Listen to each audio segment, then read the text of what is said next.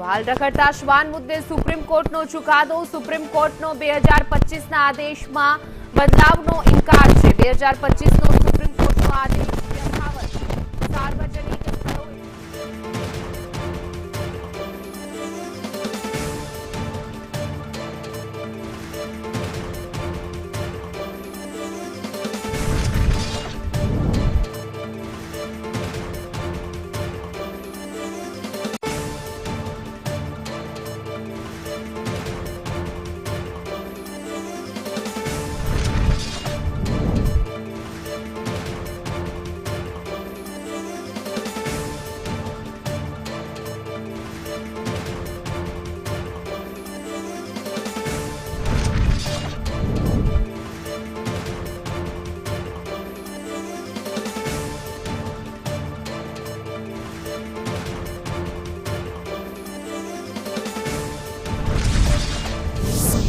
देखिए, supreme court की तरफ से फैसला आना शुरू हो गया है। सुप्रीम कोर्ट की तरफ से कई अहम टिप्पणियां की जा रही हैं, खास करके फैसले से पहले।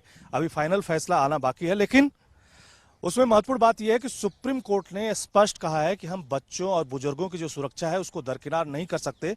और खास करके जो पशु प्रेमी हैं उनकी याचिकाओं में जो संशोधन की मांग की गई थी, खास करके पिछले फैसले को लेकर के, उसको एक तरह से सुप्रीम कोर्ट ने खारिज कर दिया है। और साथ ही साथ एनिमल बर्थ कंट्रोल, इसका नियम जो है पालन करने की बात कही गई है सुप्रीम कोर्ट के अभी शुरुआती फैसले में।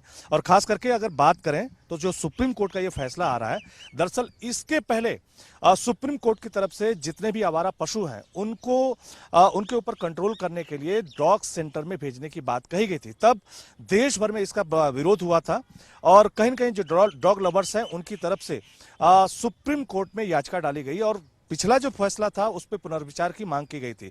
तब सुप्रीम कोर्ट ने एक डिटेल जो है आदेश दिया था, जिसमें यह कहा था कि एक पूरी गाइडलाइन जारी करके कहा था कि जितने भी हॉस्पिटल हैं, स्कूल हैं, बस स्टॉप है, रेलवे स्टेशन या पब्लिक प्लेसेस हैं, वहां पर अगर ये आवारा पशु हैं तो उनको किस तरह से जो अगर आम लोगों को काटते हैं तो उनको किस तरह से कंट्रोल करना चाहिए, उनको कहां पे रखना चाहिए और उसकी व्यवस्था किस तरह से होनी चाहिए, ये तमाम सारे जो आदेश है वो सुप्रीम कोर्ट की तरफ से जारी किए गए थे।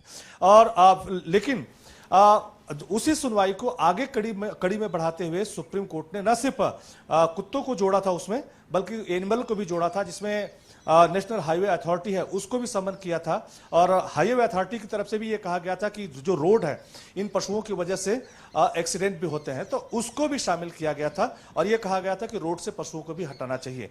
तो ये तमाम सारी जो पिछले की सुनवाई हुई थी उसको चैलेंज किया था डॉग लवर्स ने। एक डिटेल सुनवाई की गई थी जिसमें राज्यों को भी शामिल किया गया था। हालांकि शुरुआत में दिल्ली को